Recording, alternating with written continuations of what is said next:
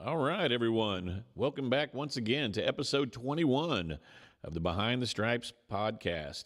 My name is Rama, Peroo, joined as always by Cowley College baseball head coach, Hall of Famer, many Hall of Fames, Coach Dave Burroughs. Glad to be here. Excited to be here. Yeah, I know this was one of your picks. You said, we got to get this guy on. Kris. We got star power today now. We do. And this is the guy behind the scenes that we're always talking about each episode. Kris Ripley. Kris, thanks so much for being here. No problem. Yeah, Kris, along with being our creative media producer, he's also the producer of this show, this podcast. So, Kris, I mean, we've known you for a long time, but there's so much more that I want to get to know about you.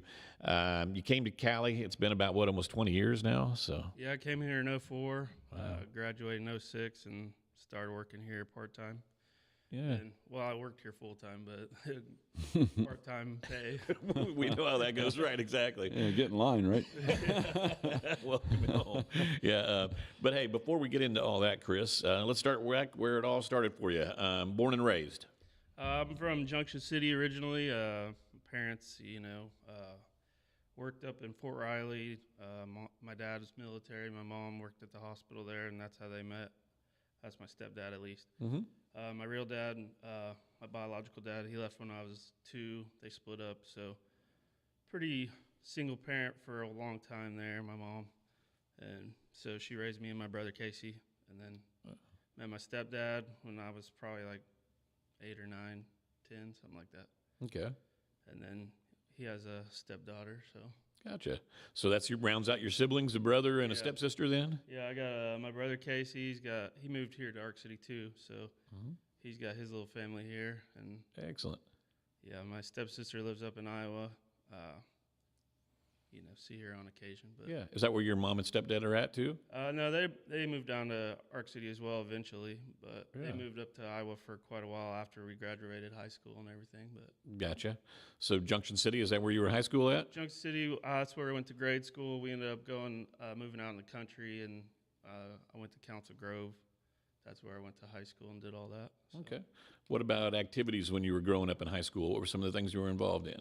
It was always sports, and then when I got my car wreck, my sophomore year, maybe junior year, beginning of my junior year, that's when I really, switched to kind of focus on art and everything, art and music.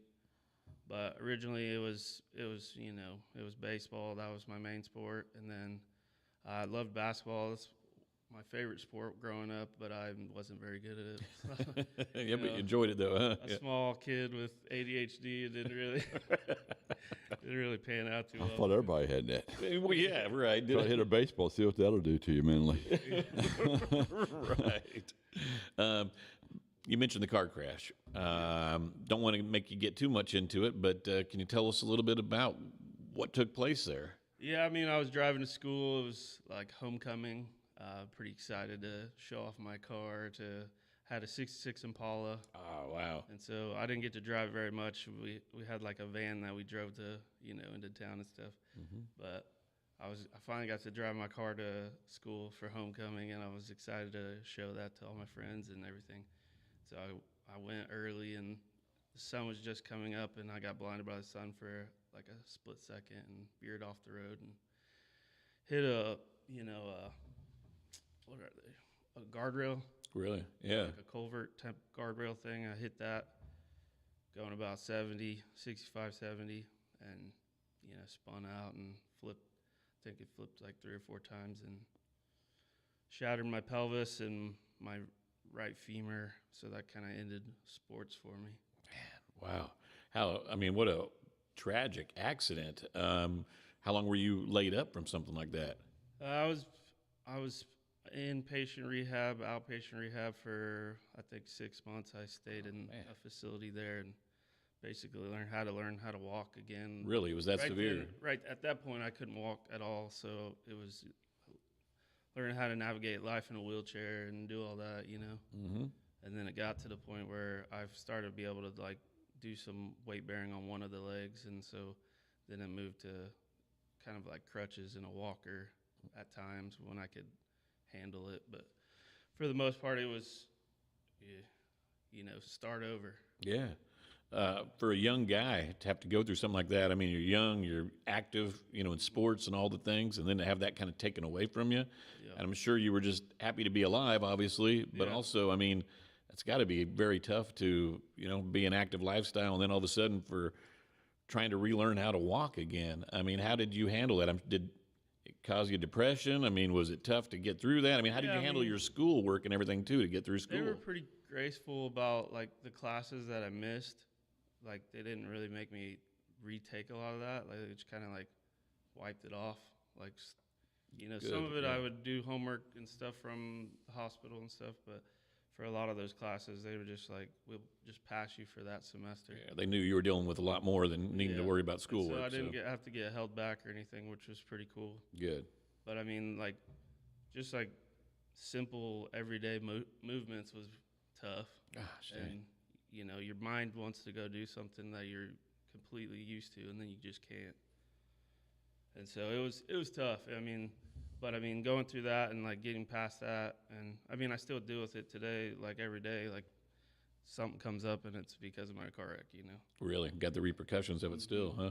But I mean, going through that, I think like made me realize that I can handle anything. Like life, like ain't nothing gonna be as bad as that. Good way to look at it. Even if it's like it feels tough, it's not that bad. Mm-hmm. It's helped me keep kind of like a positive outlook on life. For sure, Chris. Well, we're glad that you're here with us today, and that and I'm sorry you had to go through all that, but I think that, like you said, it's probably helped you, have a better perspective on life and way to handle things. Yeah. So, good. Well, it says, and unfortunately, maybe we would have had another Cowley baseball player here because Chris was a pretty good ball player Absolutely. back in the day. Yeah. Yeah. And then not only that, golf. You were a golfer too, weren't you? Yeah, I golfed a little. I was on the not the varsity team, but Yeah. whatever that is. I golf. Yeah, the old JV or something. I golf occasion. That's what I do to turn the brain off and unplug, touch grass, all that. Sure. Coach, you got anything for Chris? No, I'm just listening right now. I'm enjoying it. He plays golf to turn the brain off. I play golf to throw my clubs. So That's more my speed right there. He leaves all that his way. anxiety on the course, and I take mine out with me. So All right. Well, you said you kind of shifted gears to art then after that. So Yeah, well, I was were you always- already kind of an artistic person, though, I assume? Yeah, I was always like into art, early on, just like doodling and stuff. Like I would grow up, I would like ask my cousin and my mom to like draw me certain things, and then I would, I just like was really interested in like how, it would kind of evolve on the paper and turn into something. Oh, yeah. And then eventually my mom was like, "Why don't you draw it?" And so I just picked it up and I don't know, doodled my way throughout school. When everyone's taking notes, I was drawing Yep. something crazy on the paper and didn't actually take any notes. I should have been an artist too, because that's what I was doing. Me too. I was doodling too. Well, I was just going to say the same thing, though. You must be born with the artistic talent, though. I mean, I think you just really have to be, and then you can expand it by working on it and getting it. But I mean, I loved to doodle too when I was back in school. I mean, my whole notebook was just covered with doodles of drawing, bands that I liked or sports graphics, logos, But I'm terrible. Me too. That was the best I could do. That's it. I mean, but it wasn't good. No, either. So I've always had an appreciation for the people that are artistic. And when did you kind of know that, hey, I'm kind of good at this thing?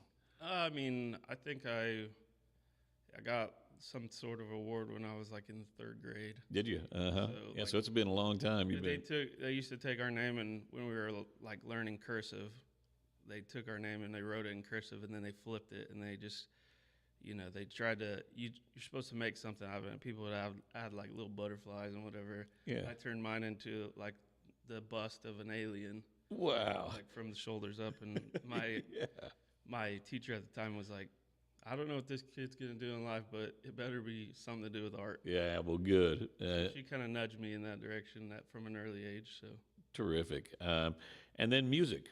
I know that's a big passion of yours too. When did music kind of come along?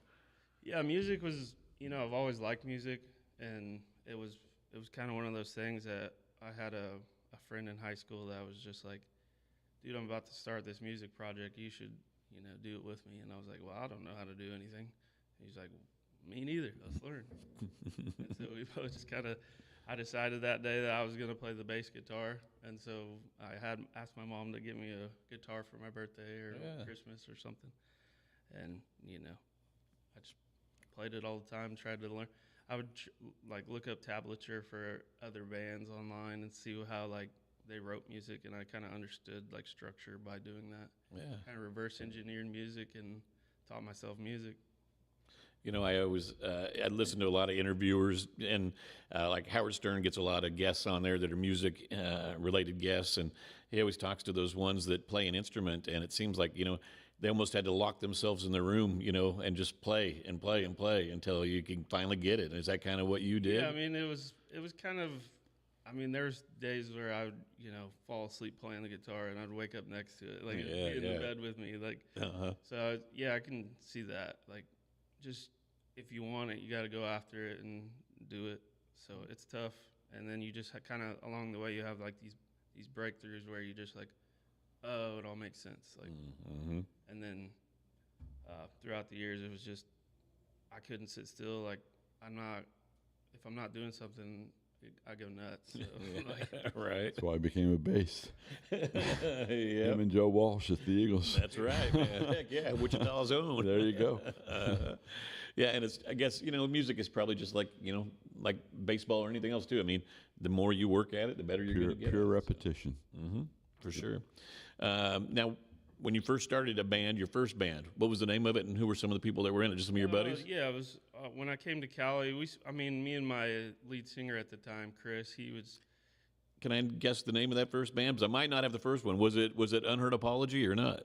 No. No? Okay, you were before that one. Yeah. Okay. We started off in high school when I think we had driver's ed or something together, and so he would toss ideas off me, and he was kind of the real reason I got into music, like seriously into music, and so we learned together and we developed different recording. We used to run a cable out of the speakers of our computer and run it back into the microphone to we just figure it out and learn how to record just backwards. But it was fun. I mean, then we kind of wrote some dumb songs, and then we got to the point where we both moved down to Cali. I got a scholarship here, and he came with me, and so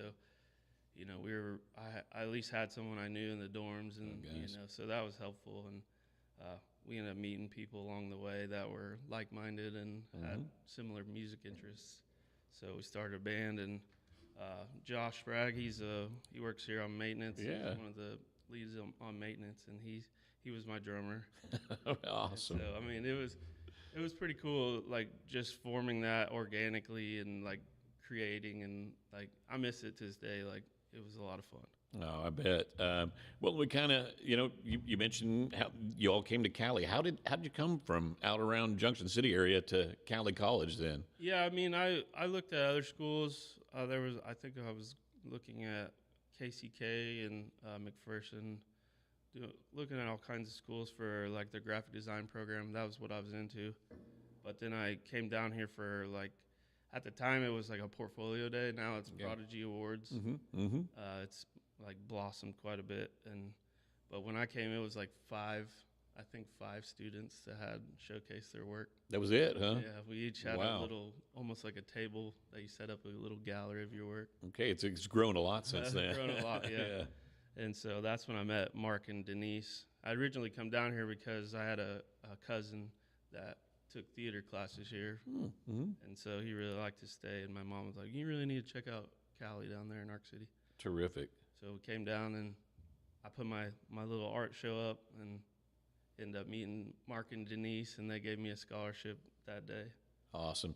It's amazing, Coach, isn't it? I mean, we take it for granted. I mean, we're here all the time at Cowley College, but someone like Kris, who's a couple hours away, and then you come and see this place, though, and it's kind of a little hidden gem. And once you get here, we always say that if we can just get them to come here and see this place, you're probably going to fall in love with it and want to be here. It's amazing the draw power that we have at the school that just draws people from all over the country. For sure. Yeah. And you mentioned... I mean, it wasn't even on my radar at first. Right. Isn't that something? Because, I mean, in my mind, I knew graphic design, that was kind of, the only way to at the time that I knew to really make money doing art was graphic design. So I was like, I pictured myself in some industry setting in like Kansas City or like a metro. And so I was like, that's where I need to be. That's where I need to go to like find a job, do like all that. Like that's the next step after school. So Cali wasn't even on my radar. And then, you know, I came down here and met the faculty and saw the facility and was like, met some of the student body and was just like, okay, this place is cool. Yeah, excellent.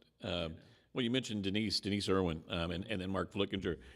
You know, Mark's still here. Denise, unfortunately, was a real mentor of yours. Yeah. And, you know, she ended up leaving.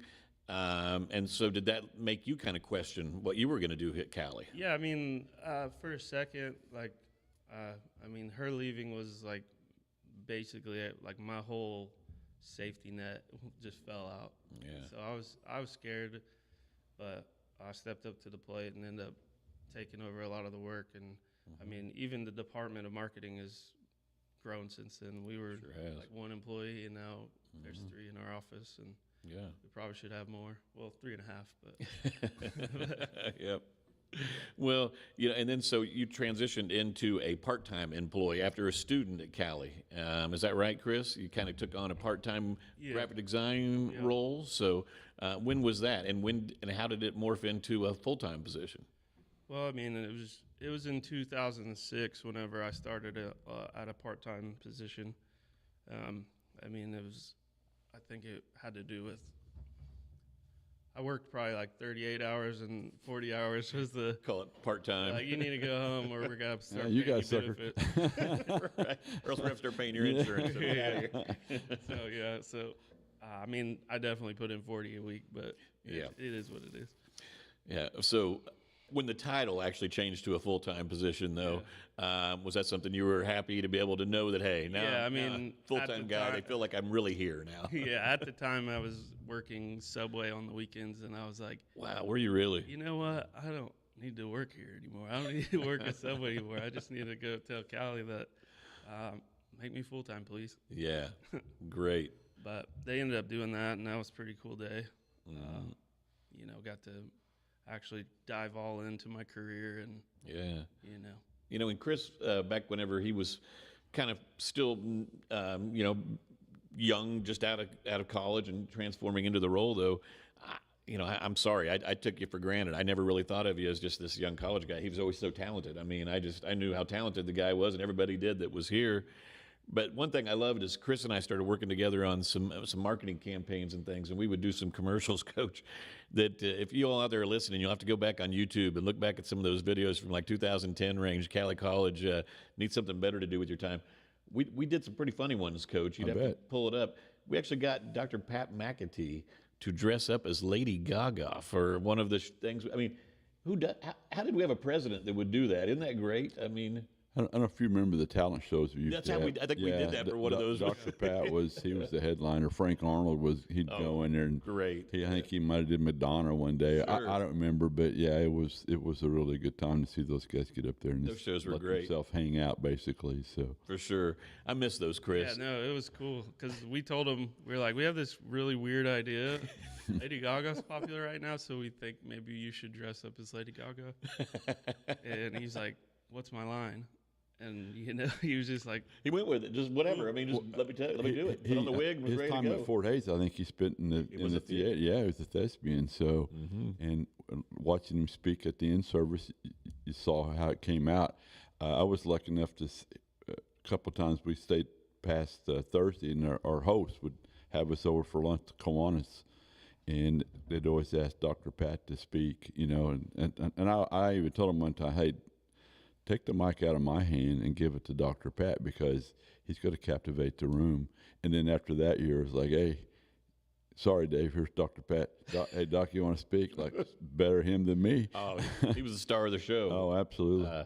I mean, I remember some Emma services, and it's just weird. I mean, you get up and just be fired up after his speech. You know, people are ready to give you a standing ovation, run through a wall for you, almost like a football coach or baseball coach. Newt Rockney in the theater department, wasn't he? He really was. One for the Gipper. Yeah, but Kris, I mean, you've done so many amazing things at Cowley since you became a full-time employee at Cowley. Won numerous awards. I mean, I can't even mention how many you've gotten. It's incredible. But so many different awards, whether it be working on media guides, whether it be commercials, billboard advertisements, radio, anything, you name it. I mean, it runs the gamut. But what do things like that mean to you? I mean, it's pretty cool. Like at the time, it doesn't really weigh that heavy, but like seeing them on the wall, seeing them stack up, like it feels pretty nice, And then it's a pretty thankless job sometimes, and then to get that shout out from some peers that do the same thing as you, it's like pretty nice. Most definitely. How about music-wise? Do you still have a band? When did that? Yeah, I got a little band starting right now. We're starting something new, but we don't have a name or anything. It's pretty early. Gotcha. So I've been like cooking up the ideas for the last 5-10 years and setting them aside. And this band from Winfield, they needed a guitarist, and I was like, hey, listen to some of the stuff I've been working on, and they were like, okay, that's pretty cool. Terrific. So. Well, Coach, I don't know if you know this or not, but and I don't know which band it was with. I mean, maybe several, but I know you got to perform at South by Southwest, right? Yeah. That's a huge music festival in Austin, Texas, and and you guys got to perform there, then, correct? Well, I did a DJ set there. Okay, how cool. That was cool. I did it on the rooftop of one of the bars down there, and it really wasn't that well attended. I thought it was gonna people could hear me on the street, so I figured it'd be packed. Yeah. And then there was like 25 people there, and I was just kind of like, bum. And then I go down to the green room, and they're like, hey, did you realize Tech 9 was playing underneath you? Oh, well, okay, there you go. I'm like, oh, that makes sense. Dude. He had a sold-out show right underneath my feet. Right at the same time. Yeah.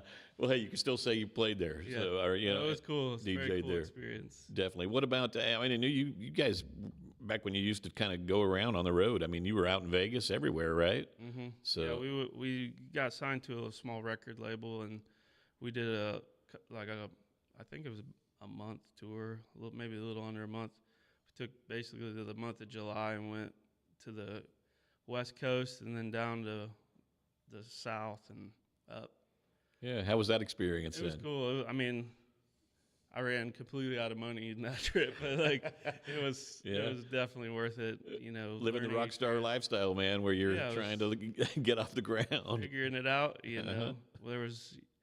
We got booked at a couple of venues where it's 21 to get in, and not everyone in the band was 21. So it was like, those guys can't come in. So what do you guys want to do? I was like, I guess not play. I don't know.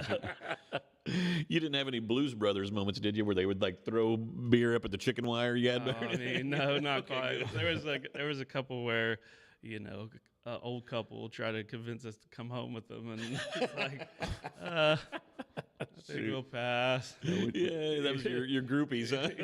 The show just took a wrong turn. Definitely life experiences for sure. Traveling, you don't have you're living out of a van, so it's like, where do I shower? I remember one time we just took body wash and showered in the sprinklers in the park.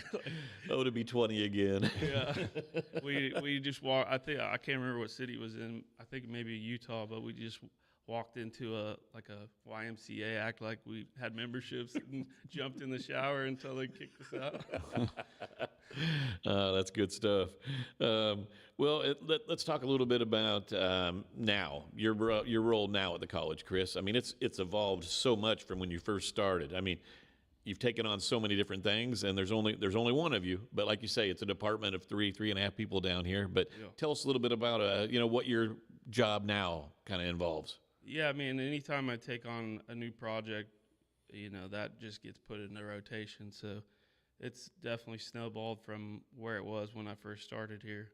And then the demand on social media, everything moves so fast that, you have to have fast turnaround time. And there's just such a big demand for video right now with social media. People consume, TikToks, YouTube, all the things. And so everything needs a video. And so that's been a really big part of the growth of the department and everything. So. Mm-hmm. How about this whole area down here? Coach, you and I have been here long enough, and Kris too.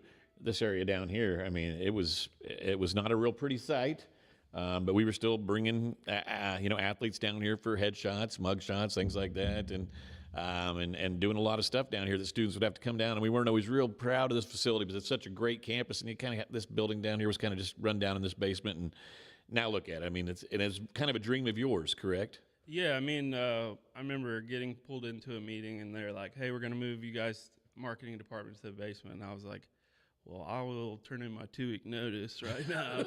Yeah, you did not want to go at all. It was rough down here. But then Holly was like, "Hold on a second, let me finish." Mm-hmm. We got some money set aside that's been here for a long time, and we're finally, now's the moment to spend it. So we'll let you kind of envision it and do whatever you want, kind of. To an extent, obviously. Yeah, right. But it was like, okay, I've never designed anything like this, but so let's see. And she was, for the most part, pretty receptive of everything. Let me kind of design this whole area out, and I think it's a pretty nice place. It really is. My goal was, some of these kids, they might not ever get their photo taken professionally ever again, and Media Day at a lot of places is a special day for those athletes, and you're right. So I just wanted to make it nice for them, for everybody for years to come. So that helps. That helps everybody. Helps the school. Helps you guys in recruiting. I mean, you get an athlete that nowadays, like what Kris said, with social media, as important it is. Those media days when they come down here, it's a big deal. Those kids are usually got someone filming for them on Instagram and getting all the behind the scenes stuff. And so one thing about it, the room has its own personality, and that's kind of what sets it apart in my mind. So, and all the stuff on the wall, I appreciate that because I've had a couple of guys that have played here. One of them's Chris Brown, who's in our Hall of Fame. Yes. Well, he does for the Louisiana Sports Hall of Fame, he draws their. He does the murals. Yeah, the murals and stuff. Yeah. So, I've had Ace Walker's another guy that did the walls over in the student union. Yeah. So I have an appreciation for that because I just we do talk about other things in baseball on the baseball field, and then to see this, like, well, this guy's a talented dude for sure. No joke. Well, and Kris mentioned a little bit about needing to stay busy. I mean, you also had your own clothing line, Tribe. Yep. Started doing. Explain a little bit more about that, what all that was too, and you did that for several years. Yeah, I wanted to branch out and start my own clothing brand, and like I always try to dress a certain way and like kind of have an individuality about myself, and so I've always been into like streetwear and like menswear and stuff. So I started making my own clothing brand, and like to do that, I basically bought a screen printing press and did it all myself. And so I would like wholesale t-shirt printing for other people to like fund that. And it was a cool experience. I mean, ultimately, there's not enough demand for t-shirts around here, especially when, you got Elite down the road. Yeah. Pushing out like tons of stuff. And I just assumed that I would land the Cowley jobs and stuff. And I didn't always land them, which is cool. But ultimately, I put that on pause because I'm just so busy with everything. Well, how about this? Oh, go ahead, Coach. No, I will say one thing. How about your own hat company? You're the man of many hats, and they're all pretty sharp hats. I got 1,000 T-shirts, but I don't have that many cool-looking hats. Yeah, so, you are a hats guy. Yeah, I can't wait to come down every Tuesday and go, I'm going to see what hat that Rip has on today because it's going to be a cool hat. Yeah, I got quite a bit of hats. I got a lot of shoes and a lot of hats, and those are kind of like, I don't know, I feel like you could, set an outfit off with those two things. So for me, that's, I don't know. I don't even realize it until you said something about it. Yeah, I do have a lot of hats. Your wife might have realized it. I don't look at your feet, but I do look at your head when I walk in. Yeah.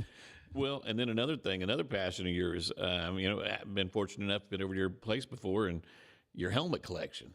Man, yeah. He's got an NFL football helmet collection. Do you still have all those? Oh, yeah, I have quite a few.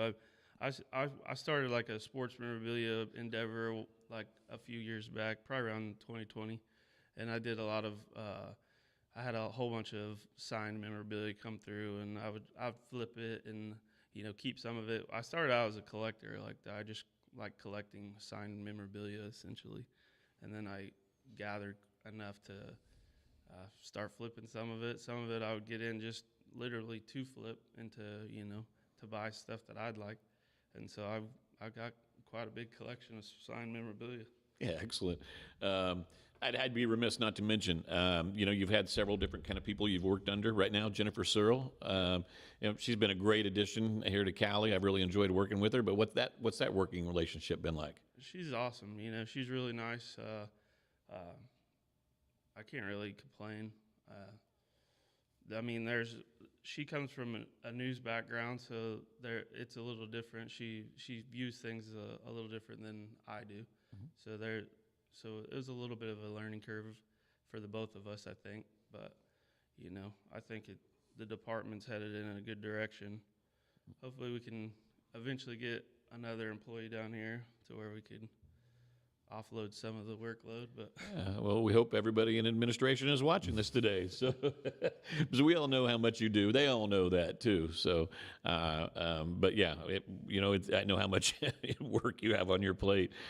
Kris does all the, every media guide I do. I mean, I reach out to Kris first, and he does 99% of them. And then if he can't, I'll pass it off to Liz Shepard, and she'll help, and she does great too. But I mean, Kris is doing all these different things on top of whenever I come to ask you. And I got to remember sometimes, I'm like, I just think, well, just why is Kris not working on that? Well, because he's got 100 other people that are pulling the same thing, asking. I like the intros before the basketball games. I mean, the hype videos. Yeah, yeah. I don't even know what they're called, but once they turn out the lights and turn them back on, like, well, I'm ready to go home.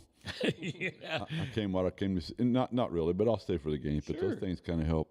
Oh, it adds so much. Oh, absolutely. You don't get that at every level. I mean, on this level of junior college athletics. And I got to give Kris all the credit in the world. I mean, that's his vision. I mean, he's the one who said, hey, gets the smoke and the lighting and all the things that need to be done to create that vision and make it happen. So you've really added to the athletics. Yeah, I mean, whenever I think prior to COVID, around that time as well, they put the video boards in the gym, and I was like, well, I got to make something for that. Like, you can't just sit there blank and whatever. So, and then I always have in mind, like, whenever I go to a sporting event or anything and they have like those videos and everything, I'm like, we need that. Mm-hmm. We need something like that. And I always think about like the fan experience side of it, and just the student experience, seeing their face up on the board. Oh, it's walk-up music.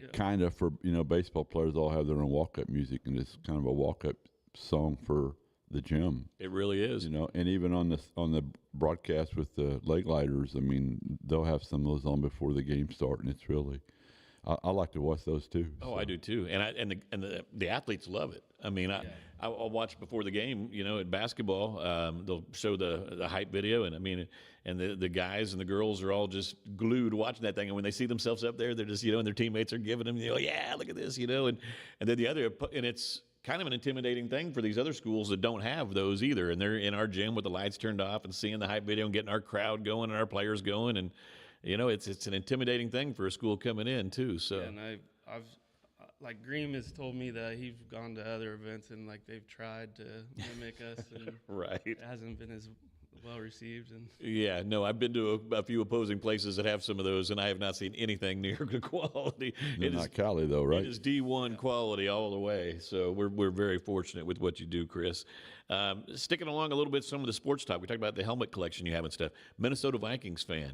Yep. Tell us how that all came about, because I mean, being a kid from Kansas, how did Minnesota come about then? Yeah, I mean, I think I owe a lot of that to my stepdad. When he came in the picture, he's from Iowa, Minnesota area, mm-hmm. and so he was a Vikings fan. And like before that, I would root for whoever was on TV. Yeah, right. So it was a lot of that was my mom was a big 49ers fan, and because she liked Joe Montana, and then mm-hmm. he came to Kansas City, so she switched to Kansas City. And so there's probably pictures of me wearing Niners stuff and Chiefs stuff back in the day. But right. They were pretty good back when Joe and some of those guys were there together. I have a question for you. Who's your favorite Minnesota Vikings football player of all time? I'd say, I mean, it's tough. Immediately go to Randy Moss. Mm-hmm. But I think Chris Carter was like my number one guy when I was growing up. Moss is definitely right there in the mix. Both Hall of Famers, right? Yeah, I would think so. Yeah, no, Chris Carr's Yeah, Hall of Famer. sure is. And I'm sure Randy Moss is too. Both If he's of them. not, then there's no reason to have a Hall of Fame. Exactly. Yeah, I mean, as a kid, I wanted to be a wide receiver in football, and so those guys were my, you couldn't. There's not a better wide receiver room out there, I don't think. Jeez. What about defensive side of the ball? If you had to pick a defensive player out of the Minnesota Viking John history. Randall I thought you were going to go there. Yeah, I loved him. I did too. I love watching the old clips of John Randall. I mean, with that face paint and getting woo, boy. I think he would research people's families and like he was inside their heads. I love like the 30 for 30 on him is really good. So It is a great John one. Randall a lot. You love those 30 for 30s, Coach. Absolutely. Have you seen the one on John Randall? I have not. If I have not, please do. It is a great one. He grew up in like a one-bedroom shack with his family with no running water. And, man, I mean, to come out and do what he did and become a Hall of Famer, he came from nowhere. I remember watching the Vikings play back when Bud Grant was the coach. Yes. And back where I grew up, there was a guy that went to Oklahoma State and played with the Vikings. His name was John Ward. So there was an interest there just because I knew who that guy was. He was an offensive lineman, and he was a backup. And I remember thinking, like, wow, this guy can't play in the NFL and be a starter. What's it take? Well, no joke. What's it take? This guy's unreal. And then he goes there, though, huh? Yeah, really. So there's some history with the Vikings, and Bud Grant wouldn't let them wear the parkas when it was cold and no heaters on the sidelines. You probably don't remember that, do you, Rip? I've seen the videos. Yeah, it was cool. How about a couple, since we got you on the spot here, just to test your knowledge on Minnesota Vikings, all right? How about, can you name the dual threat quarterback they had back in the 70s? Grand Tarkington. Very good. Oh, yeah. How about the name of their defense that was the famous defense back in those Super Bowl runs? Purple People Eaters. Good job. Look at this guy. He is a Vikings fan. And they're still waiting on their first Super Bowl title too, right? Correct? Look at this guy bringing that up. Yeah, well, I mean, you know what? I mean, they went to the Super Bowl 2 or 3 times and just couldn't get over the hump. They did. Yeah, I think, what have they been there, 4 times maybe? If he's a Buffalo Bills fan, I won't say nothing about the Bills, but how many times they've been in the Super Bowl without winning it. So that's. I still say, even though those Bills teams get a lot of heat for not winning one, making it 4 years in a row. Unbelievable. Pretty unreal. That's pretty special no matter what. And they were running into teams like the Dallas Cowboys that were just, the kind of the Chicago Bulls, that were just kind of invincible at that all time. the Hall of Famers had on one side of the balls. Unbelievable. For sure. Well, and a Chicago Bulls basketball fan, was that Michael Jordan type thing, or what was that? Yeah, that was 100% Michael Jordan. That was like, he was everybody's hero in the 90s and one of mine. So right. I mean, So that explains the shoes then too. How many Jordans you got in your closet? I don't know. Too Lost many count. to count. Huh? Probably don't want to say on air because it might not be safe in your house. Yeah, maybe not. Yeah, just keep that to yourself, Rip. Sorry I asked that question. I don't buy too many Jordans just for the fact that like every time I buy them, I don't wear them because I don't want to mess them up. No, I get you. Like why am I buying these? Well, you met the love of your life not too long ago. Tell us a little bit about her and when you guys were married, and how did you two meet? Yeah, mutual friends. We were booking like a trip to South Padre Island for spring break, and I had to fill up like a certain amount of rooms. Like I think we had like 10 spots or something to get our price break or whatever. So I was like reaching out to a bunch of friends and like invite whoever wants to go, whoever has the money to go, and end up meeting her along that trip. And then we started dating probably 6 months later. We just met there. I never thought I would end up dating her, but yeah, we ended up dating and, been together for a long time. I probably waited too long to propose to her. We've been there. I've been there. So I met her in like 2013, I think, and then ended up getting married in 2019. Yeah, excellent. Been together ever since. So. Yeah, and you two have children now. So yeah, we had our firstborn 2 years ago. His name's Crash. He's a wild man. Sound like a musician to me. Yeah, and if you got that name, you got to be probably a little bit of a wild man. Or a linebacker, one of the two. Kris Ripley. Yeah, I think it's my mindset there was. It took a little convincing to convince Bradley to go that route. A little untraditional name, but I love it. I think it's I think it sounds like a movie star or something to me. That's right. NASCAR driver to me. No joke. Well, yeah, maybe that's not the sport you want to be crashing in. Well, though, so let's be- absolutely, but it's going to happen sooner or later. True. Well, and then music. What are some of your musical interests, Kris? I mean, I know you've probably had a very diverse taste in music, but what kind of was the music that you listened to growing up and got you into wanting to be a musician? And then what do you listen to now? Yeah, I mean, I listen to all kinds of stuff. But mainly just like heavy rock. Like that's kind of what I listen to for fun. Mm-hmm. I mean, I have to be well versed in everything to be a DJ. Like you have to know what's trending and what sounds good, and what blends well together and stuff. So I listen to a little of everything. At least keep sharp on everything. Sure. But I always go back to kind of the heavier like rock stuff.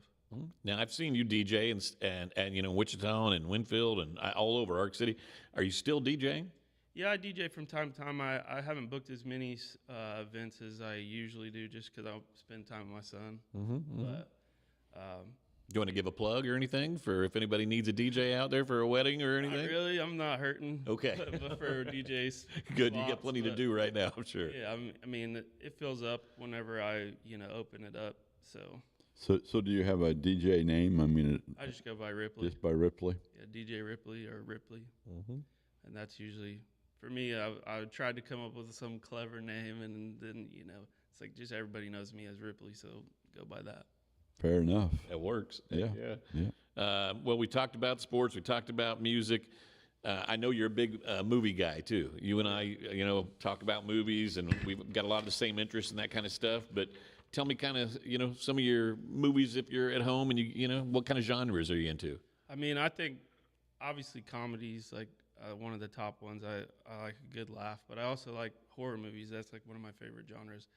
I find like I try to watch like a different film every day throughout October. Nice. Kind of a tradition I started a few years ago. During that Halloween time, huh? Yeah, try to get in the mood, set the tone around the house, and just watch something that I've never seen. Sometimes like the old practical. I really like the old practical effects and stuff they have, and the CGI stuff. Not really a turn on to me.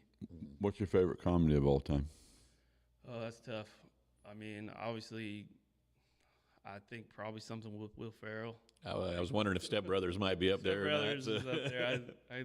I think anything that is quotable, that goes into my normal vocabulary after seeing it.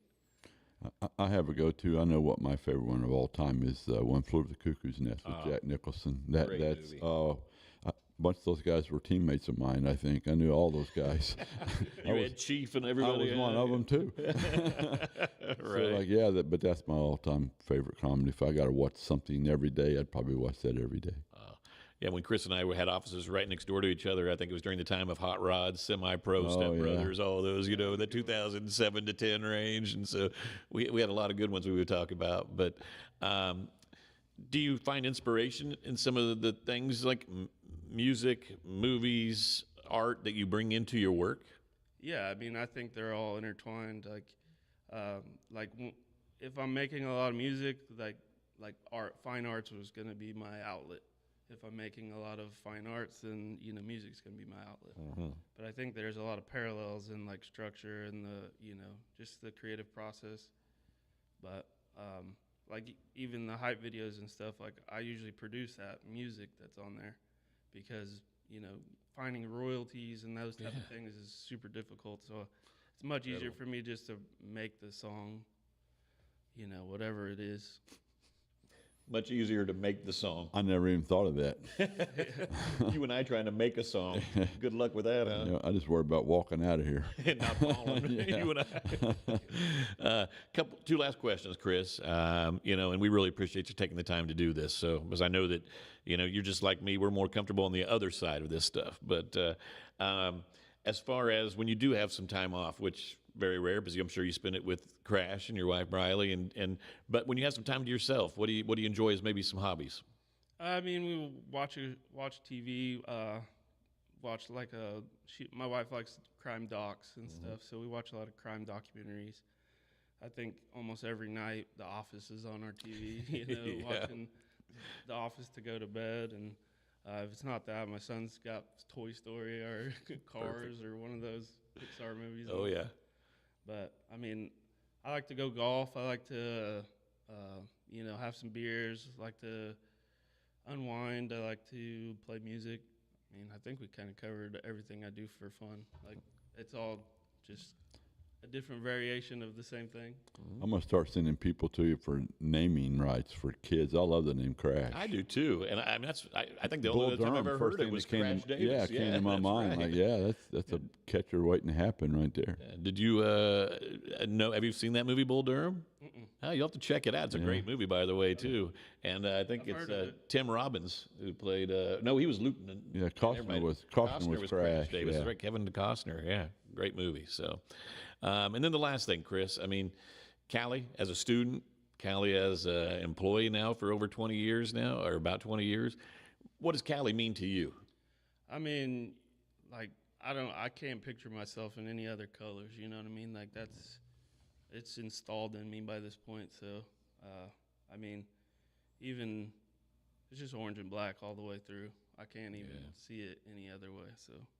Well, we're happy you see it that way because I know, and I'm not trying to spill too much here, but even just from being out on a conference with him a couple of years ago, there was people trying to poach him away from Cowley because they know how good he is and what he does, and people that say, "Hey, you need to come join us, That's man," and are serious about it. That's the ultimate compliment right there. It really is. So. Yeah, I mean, I've been reached out by a few other schools, a few universities, but I mean, I built my family here. You know, we're here, so hopefully it stays that way.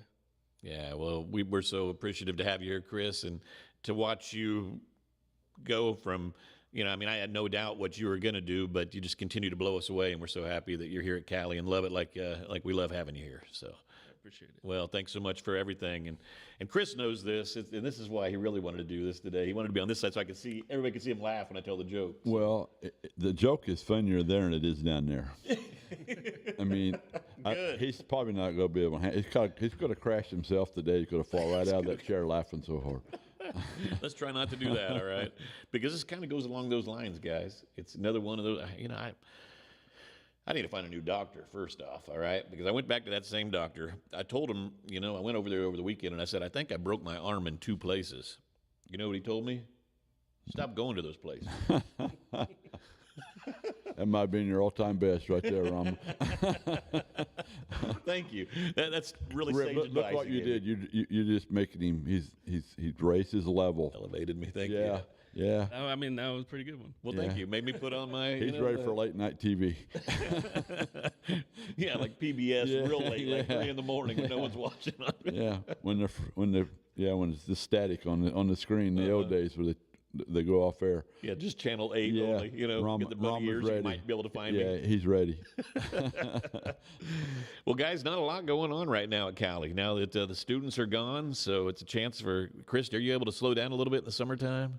It's a little bit slowed down, but no, not all the way. Yeah, I'm sure. I know a lot of summer projects, but just for those out there, 4-week and 8-week summer session classes will start June 1st. So make sure and get enrolled for those.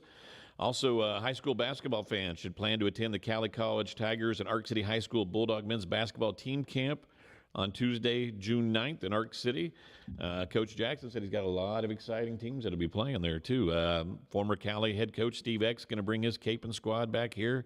Derby, Mays, Putnam City North, Midwest City, Oklahoma, Tulsa Memorial. There'll be some really good basketball. Sounds like a tournament of champions in June. Gosh, really, I know. I'm glad they're going to be in our gym, and we'll be able to see this, and maybe some of those kids will be future Cowley Tigers. If you're a basketball junkie, it's the place to be. For sure. And then also baseball. Cowley College Baseball Summer Prospect Camp. That's an opportunity for high school students to display their abilities in front of invited scouts and college coaches. And that'll be on Monday, June 15th at the Tiger Baseball Field in Ark City. Coach, you've been a part of those many years, I'm sure. So. Yeah, it's a good time. I mean, and it's amazing what will come in and try to wear that orange and black too. So that's right. There'll be some good players down there that day. Definitely. And a lot of kids that, they'll come and they might not end up being future Tigers, but you guys they're going to develop, though. That's for sure. Over the time they're working there with those coaches, Absolutely. They're going to learn a lot. Absolutely. It's worth their time. And then also, finally, the Cowley College track and field team will hold a pole vault camp. That'll be on June 17th through 19th at the Mark A. Phillips Track and Field Complex. And pole vault is definitely the event you want to come here if you're going to want to be a track athlete. Cowley's the place to come because we had the national champion again this year with Aaliyah Treat in the indoor pole vault, had the national runner-up at outdoors. So they just do a tremendous job with teaching the pole vault. And, Coach, I know this was a lot of fun today. Absolutely.